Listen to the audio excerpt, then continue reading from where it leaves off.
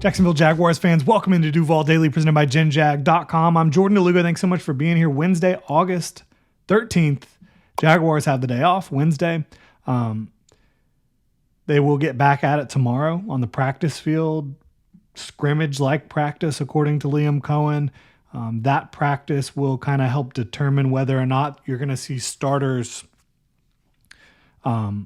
this weekend in New Orleans. My best guess, which it's purely a guess because we haven't seen how Liam Cohen is going to do this, and he could shift from doing it one way in year one down the line, 2026 and beyond, changing how he does it. Year one is different for coaches. Like, you feel like you got to see your guys out there on the field sometimes, right? During the preseason, when you haven't done this yet with this group of players. So they could be out there Sunday against the Saints. They might not be. Remains to be seen. My guess is you would see the starters, and then you would see them obviously against the Dolphins in the joint practices, but not in the final preseason game. That's my best guess. But right now, we're here to talk about some potential panic button issues. I had somebody comment on one of the videos asking for some concerns I have. And I know I did a video similar to this recently, but I figured I could update my list of concerns for your Jacksonville Jaguars heading into the 2025 campaign. Some like panic button stuff potentially for me. I've definitely got two things where I'm very close to hitting the panic button. And one thing where I'm moderately thinking about it. One thing where I'm not close, but it's in the back of my mind. So we'll dive into it. Really appreciate y'all being here. If you enjoy the content, please like and subscribe. You can also check out genjag.com/shop, pick up some new Duval gear, help support the channel further, look good while doing it. So this is a big panic button issue for me. The coverage units on defense, especially down the field in the deep third, if you will.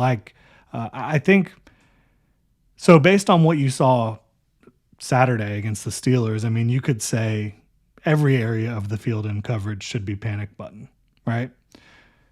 That would be an overreaction in my opinion, because I think that they just got tempoed and weren't quite ready for that, which it's preseason week one. You could sit here and say it's inexcusable, but it is a new defense. They haven't played in a real game yet. They supposedly worked on that to try to get it corrected, to be ready for tempo. I think if that was a real game setting, you probably wouldn't call a timeout because it was the first drive. And I'm talking about the 3rd and 2, where you had your corners 9 yards off the line of scrimmage. Obviously, you were in a disadvantageous situation. There's no way to win a passing rep, 3rd and 2, if your corners are 9 yards off the line of scrimmage. All they got to do is throw the football to one of those receivers right at the line, and it's a first down easily, right? So that's got to get corrected. I think it will get corrected. I think Anthony Campanile is a good coach. I think that they have players who do a good job of getting downhill in the secondary. I think that Dewey Wingard, Eric Murray, Jordan Lewis, Tyson Campbell, Travis Hunter, when they've got eyes in front of them, when they're looking into the backfield and feeling things out and able to play forward, they're going to be good. I really do believe that. The panic issue I have is coverage units down the field. I don't know that they have guys that can run right now. Caleb Bransaw's injured. Travis Hunter can run. Tyson Campbell can run. He's injured. And even though Tyson Campbell can run, the one area of his game that he still has not shown to be like great is down the field, contested catch situations. He struggles to get his head around to identify where the football is and to make a play on the ball. That's his worst part of his game besides staying healthy, right? So even when he's healthy, this can be an issue.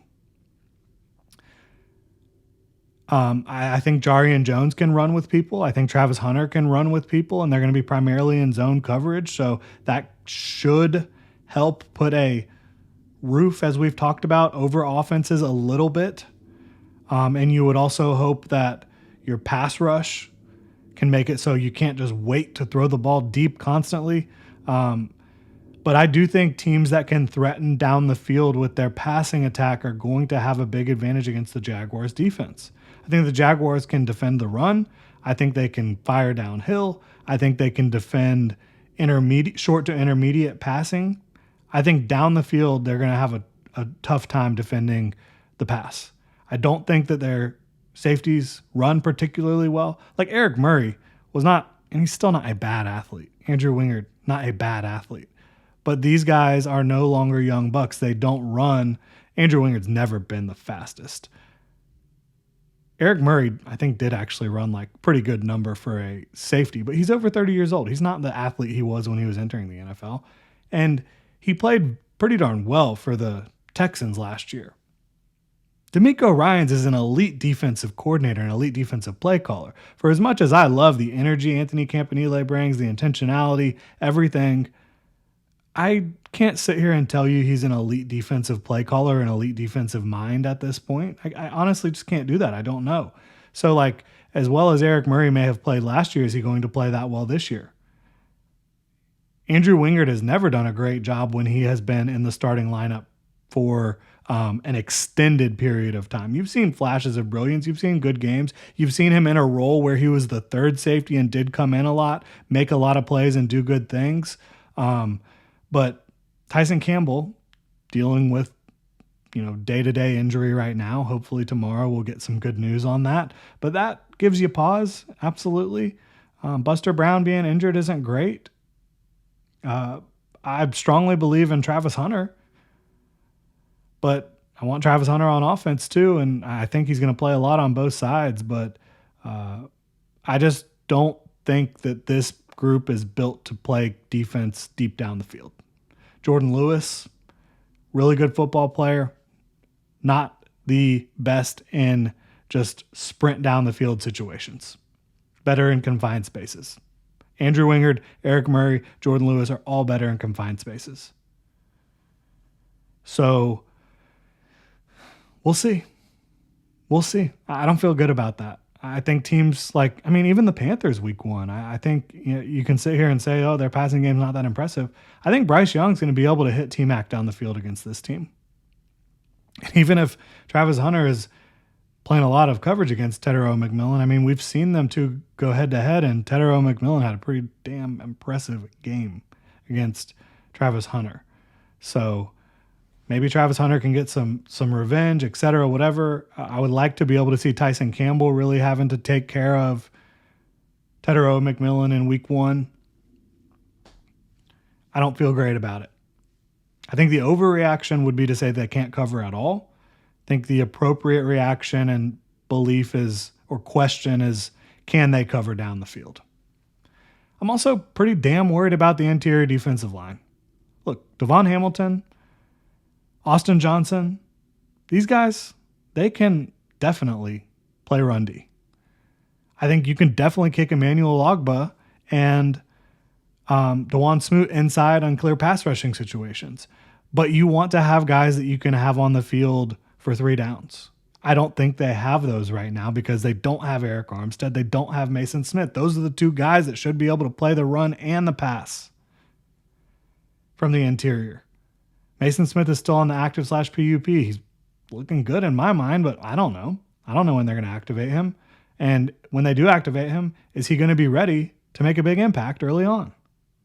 Is Eric Armstead going to be ready to make a big impact when he gets back? I don't know. So I'm worried because you haven't seen your top 2 defensive tackles from this guy can be on the field potentially from a skill set standpoint all 3 downs. You just haven't seen that. So don't love it. And, if you have players on the field who are one-dimensional, I think, Devon Hamilton, Austin Johnson, I love what they can bring you in the run game and as effort players. But if they're on the field, I'm probably throwing the football. I just don't think they're going to help you much in the pass rush department. Hopefully I'm wrong. This is a minor concern, not a panic button. Those 2 I'm very concerned about, those 2 things we just talked about. But a defense that is just too dependent on 2 players. And those 2 players are Josh Hines-Allen and Trayvon Walker. And I mean, you could also say a defense is dependent on Travis Hunter. 3 players. I like Foye a lot. I think in a bad coverage defense, he can be a decent to good player. In a good coverage defense, he can be a great player. Like when he's got great pieces around him or good pieces around him, he can be great. When he's got decent to bad pieces around him, he can be good. But he's not going to elevate the whole thing. Devin Lloyd, he's still got to prove that he can do a better job in coverage this year, for sure. As I mentioned, I'm worried about the safeties a little bit. I would love to see Caleb Ransaw playing, but he's injured right now. Worried about Tyson Campbell's injury, his injury history, Buster Brown, Eric Armstead, Mason Smith. Is it just going to be, well, go win us the game, Josh and Trayvon and Travis at times? Is that going to be it? I don't know. I think it might be, and I don't think that's going to be good enough. I really don't. And I hope that they're able to get Tyson healthy. Because if you have Tyson healthy, I feel much better about this. But since Tyson has that day-to-day thing going on, I mean, that's concerning. It is, because that's how it can start on an injury-riddled season. Again, not hitting the panic button there, but just something I'm worried about a little bit. And not panicking here, but again, somewhat worried. Can offensive mistakes just cost this team too many points, especially when you have the defensive questions we're talking about? You're going to have to put up a lot of points at times with this defense you have, in my opinion, to win games. And offensive mistakes such as pre-snap penalties, putting you behind the sticks, drops. And I'm not excusing Trevor Lawrence at all of having mistakes as well. I think that he is the catalyst for overcoming a lot of mistakes. I think that he's been the driver of the offense and everything has been put on him. But yeah, he can make mistakes too. I mean, the throw to Brian Thomas Jr. was probably just a mistake.